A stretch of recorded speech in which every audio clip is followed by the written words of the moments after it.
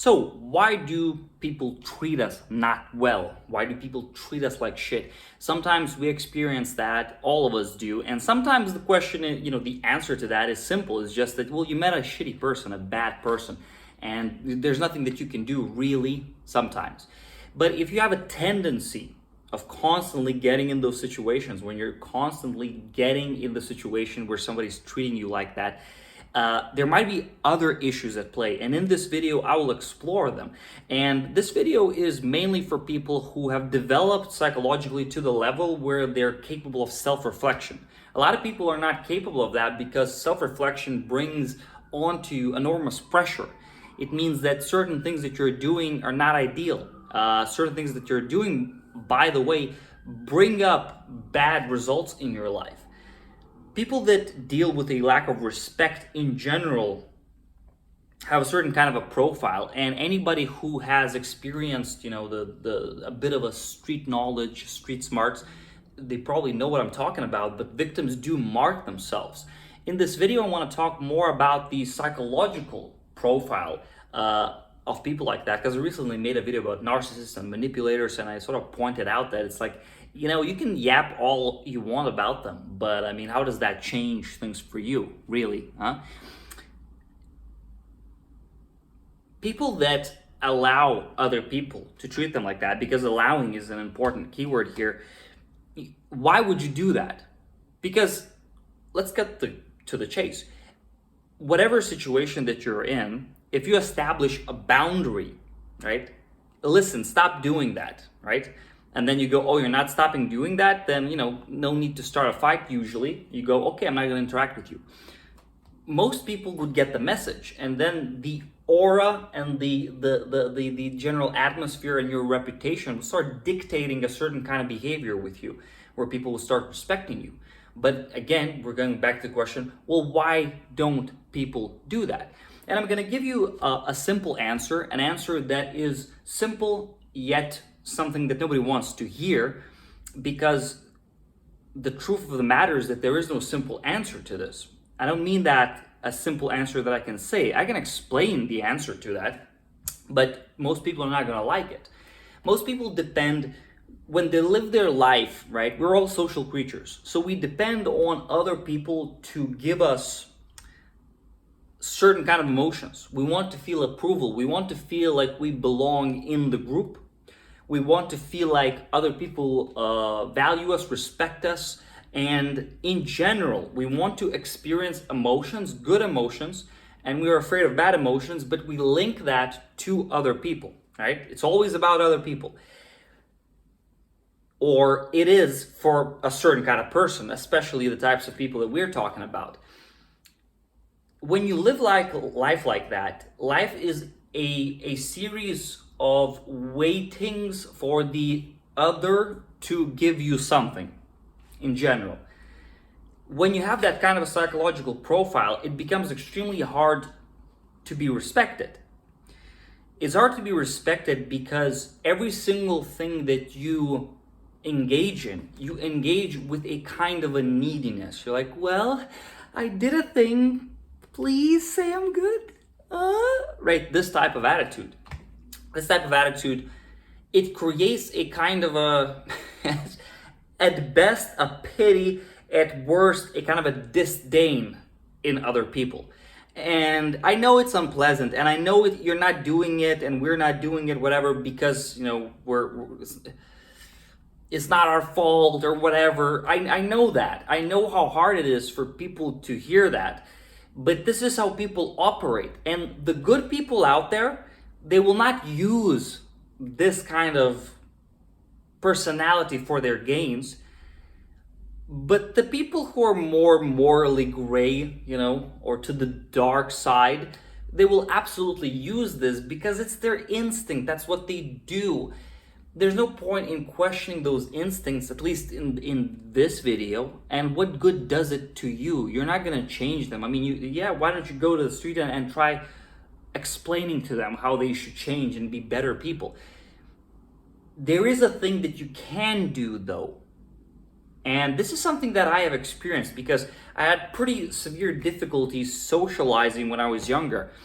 I had, a few close friends, but meeting new people, socializing in general, small talking with new people, big groups, all that, that was very complex to me. And I didn't understand these things. And it took me quite a lot of time to understand that. At first, I thought it's about like just engaging these people, providing value, blah, blah, blah, which is true to a degree. And but it didn't seem to give me the final answer, I guess, of what I wanted, because I wanted to meet people and also be respected, also feel like I'm standing my ground and all of that. And we're not talking about stupid machismo, okay? Stupid machismo is something for bar alleys and teenagers and dudes who haven't grown up psychologically past the age of like 14 or 16, even though they're like 30 or something.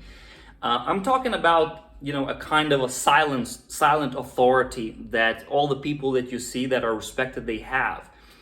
I would argue that when I started experiencing this more, at least, and I'm definitely no expert in that. I'm not going to put myself out there as some stupid fucking alpha Chad dude or whatever. But the moment where it started hitting home for me, and when people started really treating me a bit differently, and I've been observing this for many years, so I definitely noticed a trend, is every time that I got better at being at peace with myself, at being self-regulated, okay? At being like, yeah, this is me and this is fine. Not as an arrogant affront to anyone, but as a result of honest, deep inner work where I would just, accept certain parts of myself and allow myself to express certain parts of myself. Maybe a bit of, anger, maybe a bit of aggression, but not uncontrolled, right? More as a integration, psychological integration in myself, which I would definitely circle all of what I'm saying as general self-regulation. The more self-regulated I became, the more people started feeling that and showing more, consideration and respect and all of that. And of course, there's a very fine reason for that. It's because on one hand, on the practical hand, you will say what you don't like if you're more self-regulated, because you're not drowning in constant stress and fear and people pleasing and other nonsense. So because of that, you'll be able to say, hey, I don't like what you're doing, right? Which is being able to establish boundaries is already a good indication and also a good action to do if you want to be respected and all that. But in general, when a person looks at you and they see that you're self-entertained, you're self-contained, you're centered, and when you talk to them, you don't really have this blah, blah, blah, blah, blah, please, right? You don't have that. And you can't fake this. You can only, once you reach a certain point, you just stop doing this. That is the moment when you really start noticing a radical shift in the attitudes of others towards you. And I think this is why, by the way, it's one of those things that you can't really fake, because you can do a lot of techniques, and when I grew up, pickup was a huge thing, and pickup was a thing that was very structured. At least the shitty coaches that taught it, they taught it in a very structured way. The few good coaches that taught it, trainers, whatever, that taught it, they talked about building character, basically. This is why some people, when you see them and they've gone through a lot and they actually worked on themselves and they're, they're actually people of character, you can just see it in them, right? You can fake bravado and go, oh man, I'm so great and all that, but all that shit is transparent, and it's especially transparent to people who have a degree of self-awareness and they know where it actually comes from and they know how real confidence actually looks like. Real confidence looks like as actually being at peace with yourself, being self-regulated, being centered, being grounded, right? Being self-generating, a generator, right? Where you generate your own stuff mostly. So you don't need other people desperately. Sure, you're a social creature and you will interact with others, but you don't need them desperately. And that gives you a certain position of power, which other people like, respect, and respond to. So this is, I know it's a broad take on many topics, But since I've done the video about narcissists and manipulators, I thought I'm going to shoot this quick one because I think it's a fascinating topic, and I have a lot of experience practically with this, both on the bad end and on the good end. And hopefully this gives you some ideas, or at least pinpoints you to the right direction. Stop fucking whining about all these other people and how they're mean to you. Nobody cares, okay? The only thing that you can do is seriously work on yourself, and that'll build out a certain kind of a respect from others to you. You're not gonna force everyone to respect you, but you know what? Ultimately, it doesn't matter. After a certain level, it doesn't matter. It doesn't matter what everybody thinks about you, but you have to get there yourself psychologically. It's not an intellectual thing that I just said to you that you're go, oh, I intellectually agree with that. No, but do you actually feel that? Okay, huge difference. Which is why I'm definitely pushing self-regulation, right? Self-regulation, you gotta learn to self-regulate. If you're not self-regulating, what are you doing? All the fucking good people out there have a degree of skill of self-regulation. If you lack that, well, you have to do that manually, learn to do that manually until it becomes automatic, which is why I have a free introductory course to that in the link below.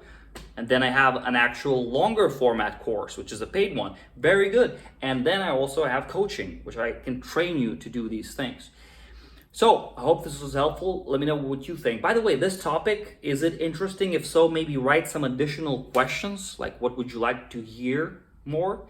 And I could do more videos on that. Thank you, and until next time.